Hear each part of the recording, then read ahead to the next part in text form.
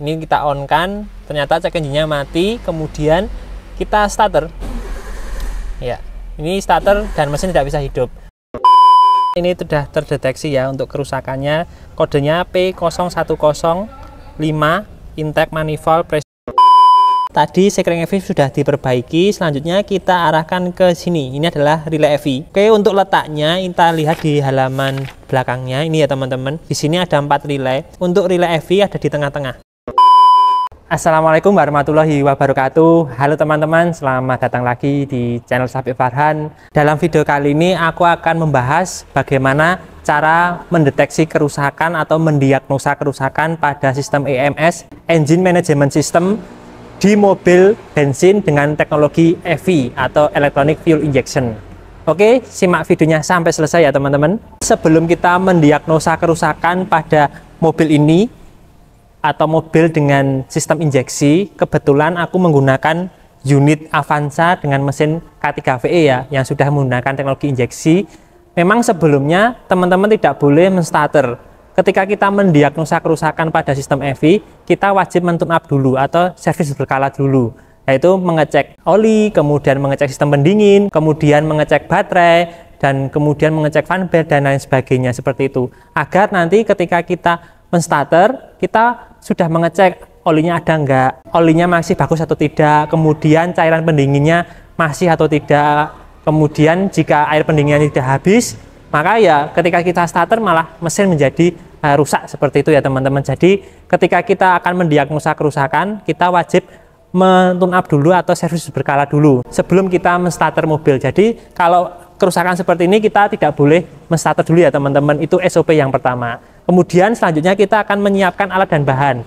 Untuk menyiapkan alat dan bahan, kita cek alat dan bahannya, kemudian kita cek kalibrasinya terlebih dahulu. Oke teman-teman, ini alat yang kita gunakan. Yang pertama kita cek dulu untuk avonya ya, karena nanti akan kita cek aki juga, baterai, kemudian nanti juga akan pengecekan relay, fuse. Kita harus mengkalibrasi avometer atau multitester. Kita arahkan ke ohm dulu, kemudian kita udah kalibrasi, bisa ya kita gunakan untuk multimeternya, kemudian juga kalibrasi untuk kabelnya untuk pengecekan relay. Kemudian juga kita membersihkan kunci-kunci recet, kemudian kunci shock busi, kemudian kita membersihkan tang, obeng main plus seperti ini ya. Kita bersihkan dulu alat yang kita gunakan seperti itu teman-teman. Oke, selanjutnya kita akan memasang pelindung kendaraan. Kita buka dulu untuk kap mesinnya. Kita tarik pembukanya, kemudian kita buka untuk kap mesinnya. Selanjutnya kita pasang pelindung kendaraan.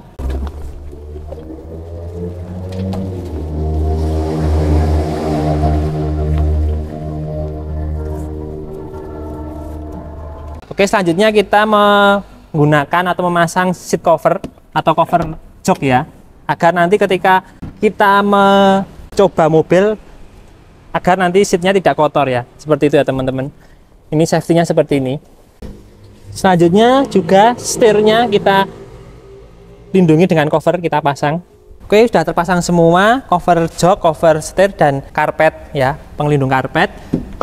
Oke teman-teman, selanjutnya kita akan men-tune up dulu untuk mobilnya. Sebelum kita men-tune up, kita wajib menggunakan alat pelindung diri ya. Salah satunya kita menggunakan pakaian kerja, kemudian sepatu safety, dan aku juga menggunakan kaos tangan ya. Jadi wajib kita menggunakan alat pelindung diri seperti itu sebelum kita men-tune up mobil. Oke teman-teman, langkah pertama yaitu kita mengecek oli atau pemeriksaan oli. Kita bisa menarik dipstick atau stick oli yang ada di sini. Kita harus siapkan untuk kainnya ya teman-teman. Kita tarik dulu untuk dipsticknya. Setelah kita tarik, kita bersihkan, nanti kita masukkan kembali. Kita bersihkan dulu, terus kemudian kita masukkan kembali. Kemudian lanjut kita tarik lagi. Kita cek ya teman-teman. Ya. Kita cek untuk warnanya, ini sudah mulai wajib ganti teman-teman, sudah mau menghitam untuk warnanya. Biasanya kalau oli baru itu warnanya kuning-kuning cerah ya, seperti itu. Kalau sudah menghitam seperti ini nih, waktunya mau ganti. Untuk penggantian biasanya itu di kilometer 10.000 atau 6 bulan, mana yang lebih cepat, antara 10.000 atau 6 bulan. Kemudian kita cek teman-teman, untuk olinya tidak boleh ada kotoran, debu, kemudian besi-besi geram, seperti itu kita cek. Kalau sudah tidak ada seperti ini berarti kondisi oli masih bagus dan di dalam mesin tidak ada pecahan-pecahan atau gram-gram dari mesin tersebut. Kemudian kita juga cek untuk levelnya ya teman-teman, level olinya. Ini untuk levelnya harus berada di sini. Ya, ini ada garisnya ya, tidak boleh di bawah sini. Kalau di bawah sini berarti oli sudah habis ya, benar-benar habis. Kalau di tengah-tengah berarti oli ada pengurangan oli, entah ada kebocoran atau penguapan teman-teman nggak pernah ganti, jadi penguapan oli ada berada di sini. Tetapi untuk standarnya oli ada di sini teman-teman, seperti itu. Dan ketika kita mengganti oli itu wajibnya kita juga mengganti filter oli ya teman-teman. Jadi setiap ganti oli juga ganti filter oli. Oke teman-teman, selanjutnya kita pengecekan sistem pendingin. Untuk sistem pendingin kita cek dulu bagian luar dari radiator dan selang-selangnya, adakah kebocoran atau tidak, seperti itu. Kemudian kita cek ini ya, klem-klemnya ini kendor atau tidak, kemudian ada air keluar atau tidak, kemudian di dalam mesin juga ada kebocoran atau tidak, seperti itu kita cek. Kemudian di radiator juga kita cek teman-teman, ada kebocoran atau tidak untuk airnya. Setelah kita cek, kemudian kita cek tutupnya teman-teman, kita puntir seperti ini, kemudian kita tarik ke atas ya, kita cek ya ini ya. Untuk tutupnya yang bagus dia bisa ngeper atau bisa menekan seperti ini yang bagus ya teman-teman. Dan ini tutupnya yang karetnya ini tidak boleh terkelupas atau lepas ya teman-teman, nggak boleh lepas. Kalau lepas teman-teman wajib mengganti tutup dari air radiator seperti itu. Kemudian kita cek juga teman-teman untuk kondisi dari air pendinginnya ya, ada untuk warnanya masih bagus ya teman-teman, jernih, warna jernih, atau warna dari air pendinginnya berwarna pink ya itu ya, jadi warnanya masih bagus. Dan untuk level dari air ini juga masih bagus, masih di upper ya, di dalam radiator masih di upper, masih bagus. Kemudian kita cek juga di reservoir tanknya, ini ada di full ya untuk airnya, level airnya ini juga masih bagus. Kalau ini ada di bawah full atau di sini, sekitar sini ya teman-teman, ini teman-teman wajib mengisi air radiator. Kita mengisi air radiator, teman-teman bisa membuka ini, tinggal tuangkan aja seperti itu. Wajib menuangkan di reservoirnya ya teman-teman, tidak usah dituangkan di lewat tutup radiator, cukup kita tuangkan di reservoirnya seperti itu. Selanjutnya kita akan mengecek radiator dengan radiator tester ya, untuk mengecek kebocoran dan tekanannya. Kita mengecek radiatornya dulu, kita pasang ini alatnya, kemudian kita pompa, hasilnya 13, ini jarum tidak turun berarti tidak ada kebocoran untuk tekanan dari radiator. Selanjutnya kita akan mengukur tekanan dari tutup radiator. Oke, ini kita cek untuk tutup radiatornya, tekanannya kita pompa. Ini tidak turun ya teman-teman, hasilnya adalah 13 PSI ya, berarti tutupnya ini masih bagus. Oke, kita pasang lagi untuk tutupnya. Kemudian ini juga kita cek teman-teman untuk air wipernya, karena ini musim penghujan dan musim kemarau juga, ini sangat penting sekali ya air wiper, karena air wiper itu membantu kita untuk membersihkan kaca. Ini cukup teman-teman kasih air aja, air wiper, kalau kurang kita tambahin seperti itu. Kemudian minyak rem juga kita cek teman-teman, ini batasnya di max ya, tidak boleh kurang dari max seperti itu. Ini minyak rem juga kita cek teman-teman untuk levelnya, untuk tune up seperti itu ya, kita harus wajib mengecek minyak rem. Oke teman-teman, kita mengecek fan bell. Ini ya, letaknya fan bell itu di belakang kipas radiator. Ini ya, ini namanya fan bell. Ketika kita mengecek, kalau seperti ini berarti ini masih kencang teman-teman. Tapi kalau kita tekan sampai ke bawah sini berarti kendor. Ini masih kencang. Tapi kalau ditekan teman-teman bisa sampai sini ke bawah lagi berarti ini kendor. Seperti itu. Selanjutnya kita cek aja teman-teman, ini getas atau tidak, atau ada retak-retakan enggak. Kalau ada retakan, ini berarti wajib ganti. Biasanya teman-teman itu wajib ganti atau kita cek untuk fan bell-nya itu setiap 60.000 km ya. Seperti itu ya teman-teman untuk pengecekan fan bell. Ini fan bell-nya masih bagus ya untuk mobil ini. Oke, selanjutnya kita akan pengecekan baterai. Kita lepas dulu teman-teman. Untuk melepasnya, kita melepas menggunakan kunci ring atau kunci pas. Ini ada baut ukuran 10. Kita lepas dulu untuk negatifnya, kemudian lepas positifnya, kemudian kita melepas untuk dudukannya seperti itu. Kita lepas dulu ya teman-teman. Oke, kalau sudah terlepas kita angkat aja teman-teman untuk akinya. kita taruh di meja, nanti pengukurannya atau pengecekan aki ada di meja ya, seperti ini. Selanjutnya kita akan pemeriksaan baterai atau aki. Sebelum kita pemeriksaan, kita bersihkan dulu untuk debunya, kita hilangkan, kemudian kerak-keraknya juga kita hilangkan dengan lap ya, kita bersihkan dulu. Kemudian bodi-bodinya juga kita bersihkan seperti itu. Kemudian bawahnya juga ya teman-teman, jangan lupa. Selanjutnya kita cek untuk bodinya teman-teman. Untuk bodi aki ini jangan sampai menggelembung, kita cek ya apakah masih normal atau tidak. Ini untuk aki ini masih normal ya teman-teman, tidak ada gelembung-gelembung di bodi. Selanjutnya kita cek untuk terminalnya. Terminal positif ini kita bersihkan ya teman-teman, jangan sampai ada kerak-kerak yang menempel seperti itu. Nanti kalau ada kerak-kerak menempel, akibatnya nanti tegangan yang disalurkan dari aki itu tidak stabil seperti itu. Kita bersihkan aja, kita cek ini masih bagus ya teman-teman, bersih juga untuk terminalnya. Kemudian kita cek tegangannya berapa. Kita menggunakan multitester atau AVO, kita arahkan ke volt. Kemudian untuk positif kita arahkan di sini dan negatif ke terminal negatif. Hasilnya adalah 12,61 volt, berarti tegangan aki masih bagus. Karena untuk standarnya itu 12 sampai 13 volt seperti itu. Selanjutnya kita mengecek massa jenis air aki. Kita menggunakan alat hidrometer. Kita buka dulu ya untuk lubangnya, tutupnya air aki. Kemudian kita kasih lap agar nanti tetesan dari air aki tidak keluar kemana-mana teman-teman. Nanti kan ujungnya kalau tetesan air aki itu tidak kita bersihkan jadi kerak ya, seperti itu. Kemudian ini hidrometernya kita tekan dulu yang bagian atas. Kemudian kita masukkan yang bagian atas, kita lepas. Ya, air aki akan masuk di dalam tabung dari hidrometer. Kemudian untuk hasilnya ini di warna putih sekitar 1250. Ini berarti aki ini masih bagus teman-teman. Kalau di sekitar 1250 berarti air akinya ini masih bagus dan akinya juga masih bagus. Kalau di hijau ini juga masih bagus seperti itu. Kalau sudah kita tuangkan lagi. Kemudian teman-teman wajib cek semua lubang aki ya satu persatu ya. Seperti itu, dengan caranya sama. Untuk standarnya di warna hijau atau di warna putih seperti itu di hidrometer. Oke, selanjutnya kita pengecekan untuk filter udara. Ini akinya nanti aku pasang yang di belakang aja ya teman-teman, seperti itu. Oke teman-teman, selanjutnya kita pengecekan filter udara. Kita buka dulu untuk filter udaranya. Ini tempat filter udara ya. Ini termasuknya kotor ya untuk filternya, karena untuk filter yang masih bagus ini berwarna putih seperti ini.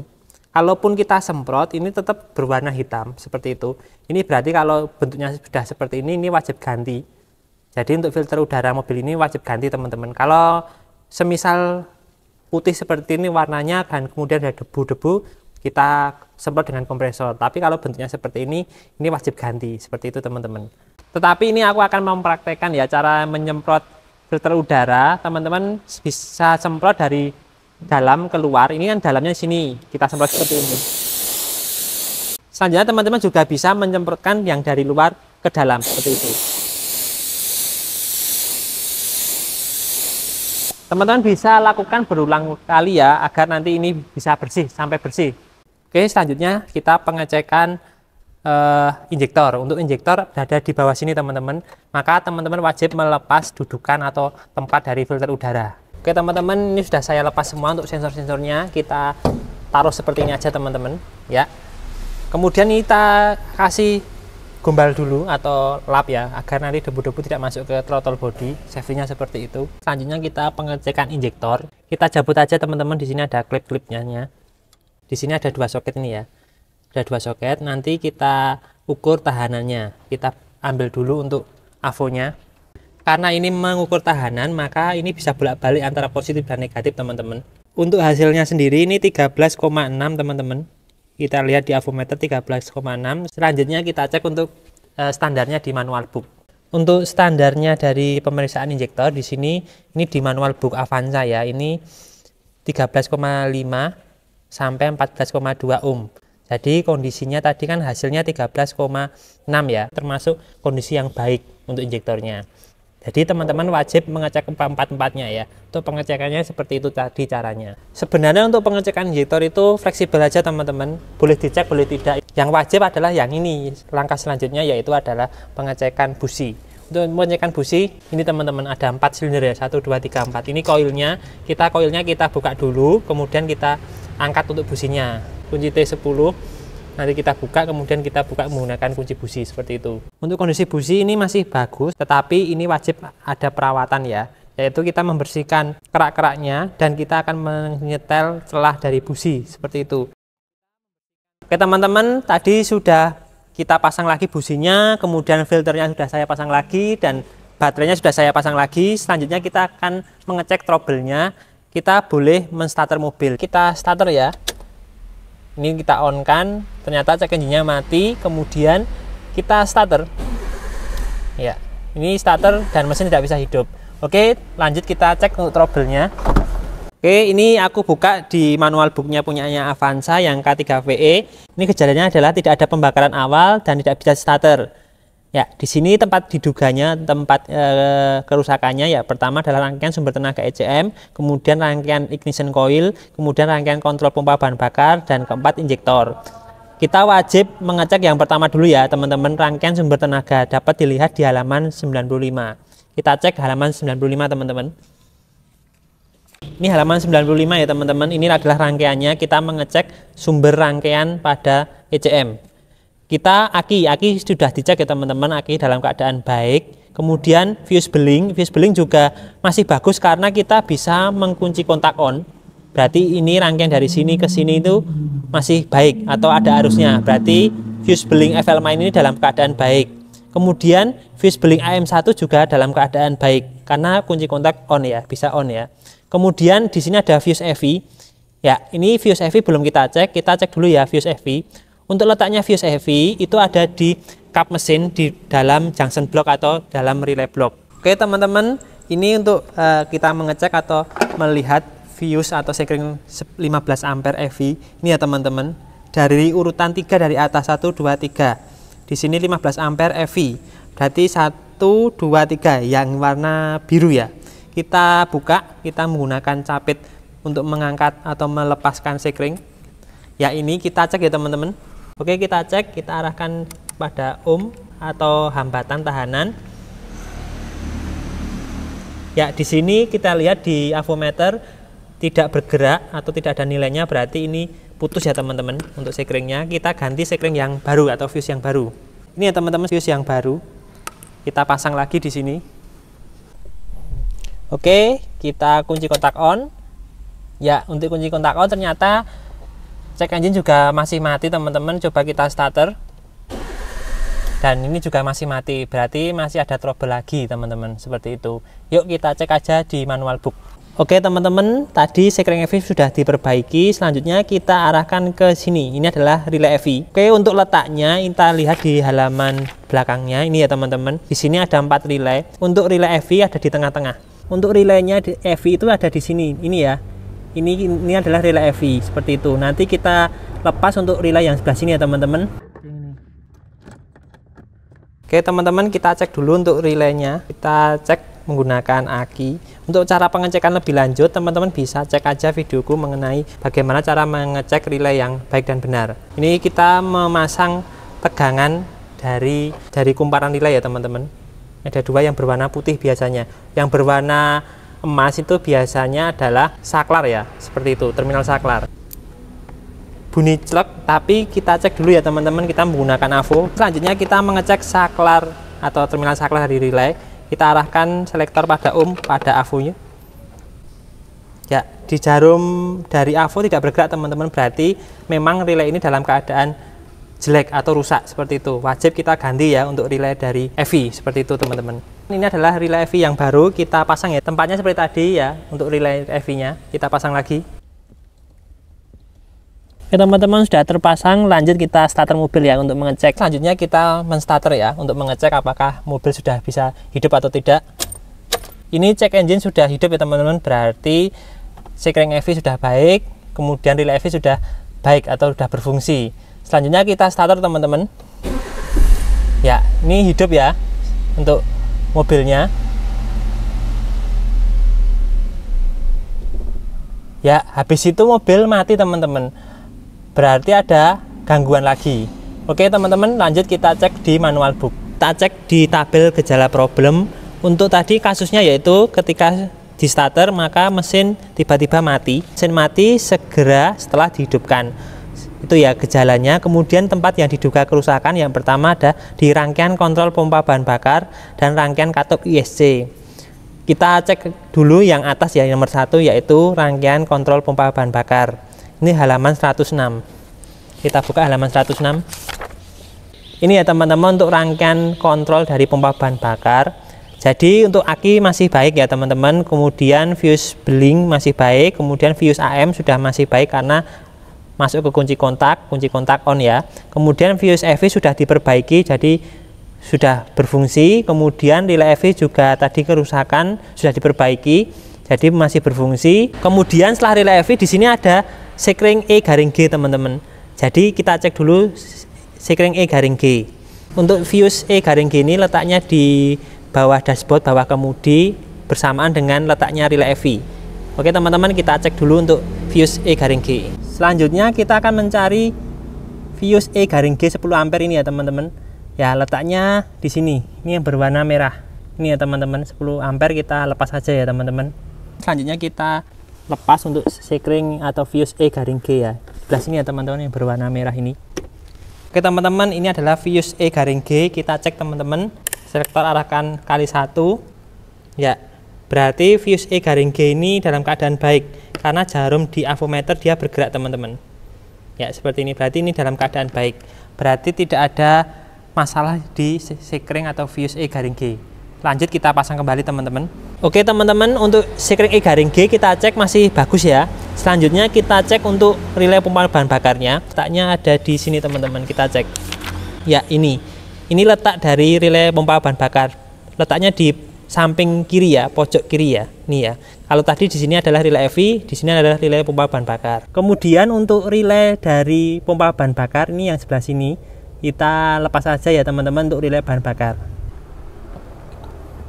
Ini dia teman-teman untuk relay fuel pumpnya, kita cek dulu ya untuk relay fuel pumpnya. Oke teman-teman, kita cek untuk terminal kumparan. Kita aliri listrik ya dari aki mobil. Ya, ini relay bunyi ya. Ketika relay bunyi maka seharusnya normalnya terminal saklar ini terhubung. Oke, selanjutnya kita cek dengan avo. Kita arahkan selektor dikali 1, kemudian kita hubungkan terminalnya. Oke, hasilnya jarum tidak bergerak, berarti terminal saklar relay ini rusak ya teman-teman. Berarti wajib ganti terminal saklarnya ini, atau relay pompa bahan bakarnya wajib diganti, seperti itu teman-teman. Oke, ini tadi yang rusak teman-teman, ini yang baru kita pasang lagi untuk relay pompa bahan bakarnya. Oke, kita pasang untuk relay pompa bahan bakarnya, sudah terpasang ya teman-teman. Lanjut kita starter lagi untuk mobilnya. Oke, kita starter teman-teman.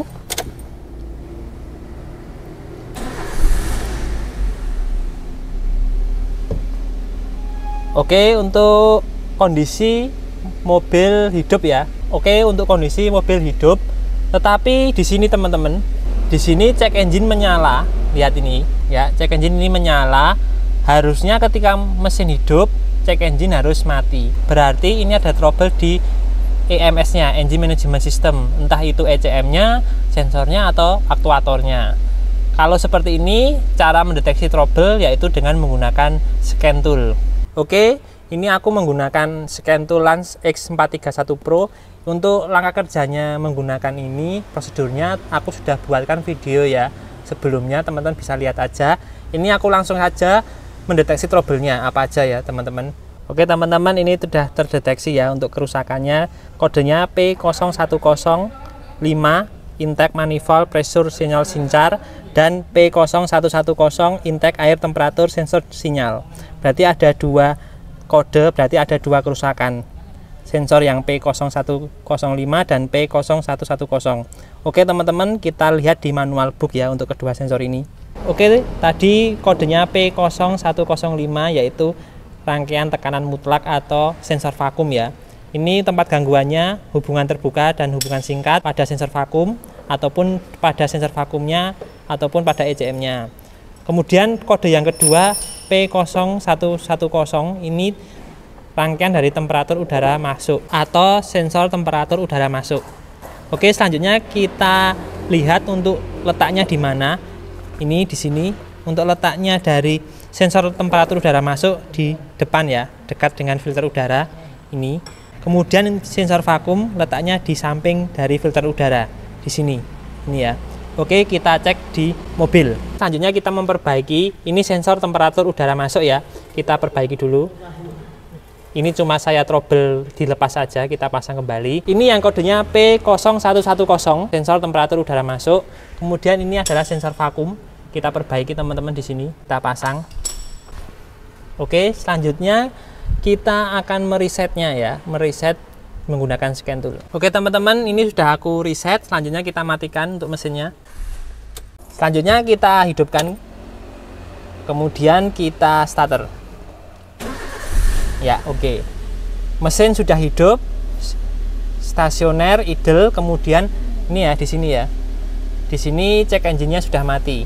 Berarti trouble pada engine management system di mesin Avanza K3VE ini sudah normal. Baik dari sensornya sudah normal, ECM-nya sudah normal, dan aktuatornya juga sudah normal, seperti itu. Selanjutnya kita akan mengecek emisi gas buangnya ya, untuk langkah terakhirnya. Oke, selanjutnya kita cek emisi gas buang. Sebaiknya untuk mesin pada posisi idle aja, tidak usah digas-gas. Kita masukkan proofnya di knalpot. Kemudian aku menggunakan mesin emisi gas buang, kita cek ya. Oke, untuk hasilnya dari emisi gas buang ini untuk CO-nya yaitu 1,06%, kemudian untuk CO2-nya 13,9%, kemudian untuk HC-nya 0,217 ppm, dan NOx-nya itu 1,67%. Jadi kondisi ini adalah kondisi normal ya untuk emisi gas buangnya. Selanjutnya ketika sudah seperti ini selesai, mulai dari tune up sampai emisi gas buang, selanjutnya kita bisa mengecek uji coba ya di jalan. Kemudian kalau sudah selesai, kita kembalikan alatnya seperti itu. Oke, itu tadi penjelasanku perawatan dan perbaikan engine management system di motor bakar atau motor bensin dengan teknologi EV, mulai dari tune up, kemudian pengecekan trouble, kemudian kita pengecekan trouble menggunakan scan tool, dan terakhir kita menggunakan gas analyzer. Tadi trouble-nya yaitu yang pertama, mobil tidak bisa di-starter karena tidak ada pembakaran, kemudian bisa di-starter kemudian mati. Trouble yang ketiga yaitu cek engine menyala. Ketika kita hidupkan menyala, harusnya kan mati, seperti itu trouble-nya ya. Dan sudah diperbaiki tadi ya teman-teman, bagaimana cara memperbaikinya tersebut. Oke, langkah selanjutnya biasanya kita mengecek atau kita uji cobakan untuk mobil. Jika terjadi masalah kembali, kita servis kembali dengan prosedur yang saya jelaskan dari awal video seperti itu. Kemudian setelah selesai kita akan mengembalikan alat dan bahan, kembalikan ke tempat semula agar nanti sewaktu-waktu kita gunakan alat dan bahannya tersebut sudah siap. Seperti itu teman-teman. Oke, jika ada pertanyaan silahkan tulislah di kolom komentar. Jangan lupa like video ini dan subscribe channel saya bagi yang belum, dan bisa di-share sehingga video ini bermanfaat. Sekian dan terima kasih, sampai jumpa di konten-konten otomotif berikutnya.